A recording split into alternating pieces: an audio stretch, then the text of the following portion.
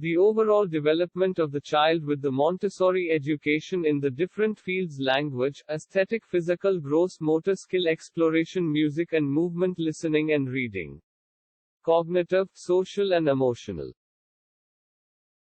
Language: child can talk with peers, use B vocabulary words, contribute to group discussion, ask an appropriate question, express personal need.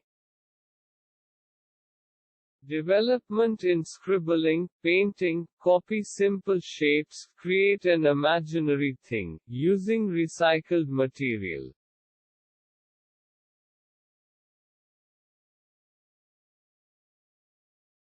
Development of physical fine motor skill: tear the paper. Painting, drawing, string beads and arrange color and shape, knead dough, buttoning and zipping. Development of gross motor skills: hopping, throw, catch, balancing, marching, kicking. Exploration. Theme topic: explore the environment, learn to respect nature, observe and make prediction, participate in the discussion, use natural materials for creatively.